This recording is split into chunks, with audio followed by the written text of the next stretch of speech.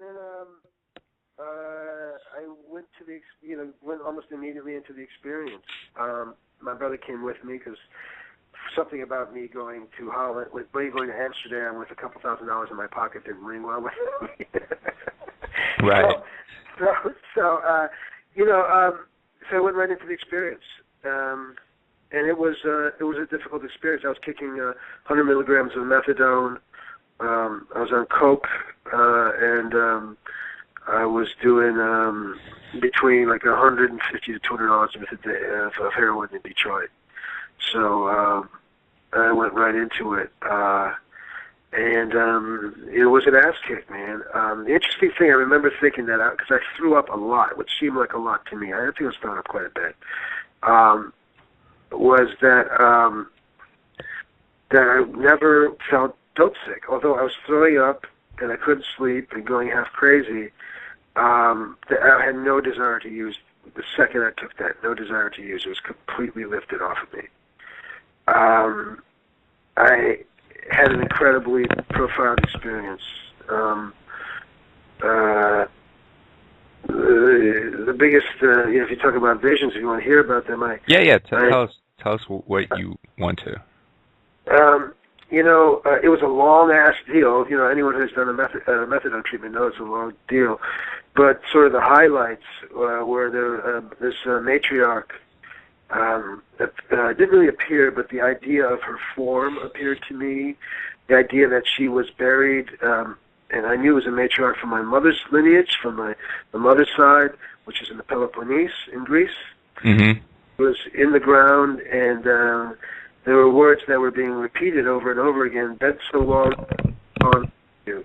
Dead so long, the dirt's gone through you. Over and over and over and over again. And I just was given this incredible peace that ashes to ashes, dust to dust. We're going to go back in the dirt, and but not in a sort of nihilistic, Lower East Side fucking anarchist way I might have gotten it before, like we all fucking died and food for the worms. It was incredibly comforting. Incredibly comforting. How so? Well, how was it comforting? That there was a continuum that I was a part of, that death was not the enemy, death was not failure, death was part of it, death was part of the earth, my ancestor was part of the earth, able to communicate with me.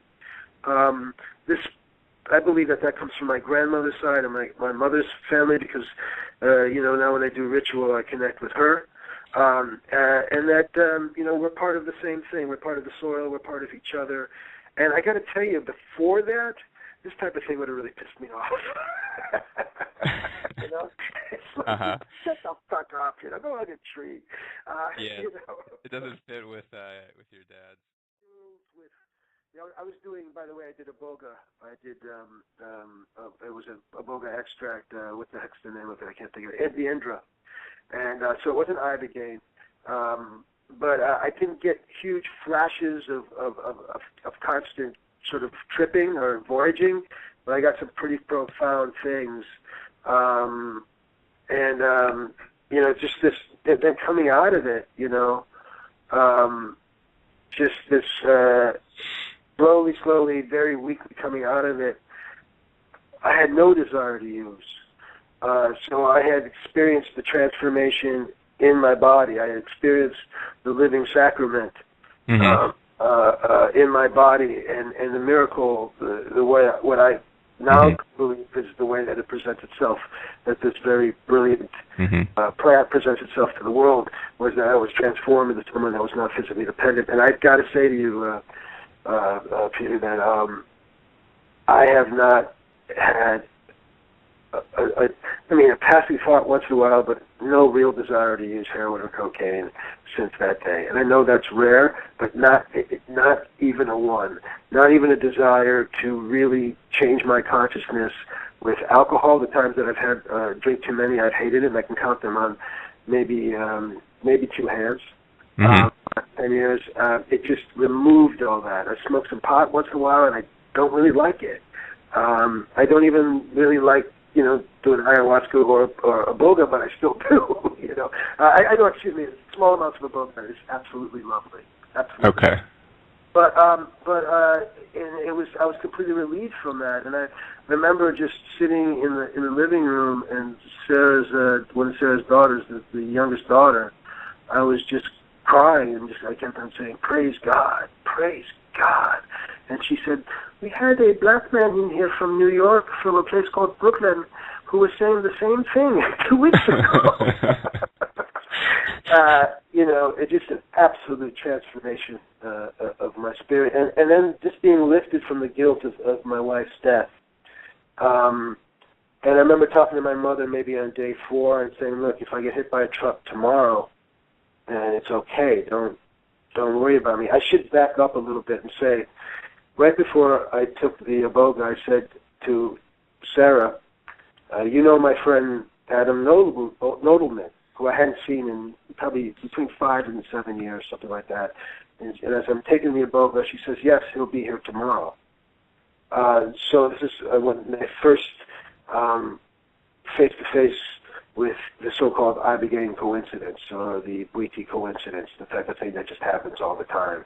Mm-hmm. And then I was able to, because Adam had relapsed, and he'd come with his wife, Stacy, and he did his thing, and I was able to spend 10 days in Holland with him, just like not seeking drugs, going in the museum. And I remember the first day I was able to leave Sarah's house. My brother was at a hotel nearby, and I went to have breakfast with him. And I was very shakily eating this soft-boiled egg, and a whole busload of old English tourists came in. And I remember thinking, God, I love these people. And I would have hated them for being old, for being English, and for being tourists. And I was just like digging them, like I want to hear the conversation, and I can't say I'm there all the time now, but that is the peak of the state of grace that so many of us have experienced post Iboga. That you're in that peak state of grace where all can be transformed into love. And I remember experimenting with Adam, who was an old squatter, fucking anarchist, fucking guy just mixed it up. I was like, all right, let's try to love these cops as we walk by. We were really trying to really, stretch it out. And the plan was to go to Greece, after my 10 days in Amsterdam, and that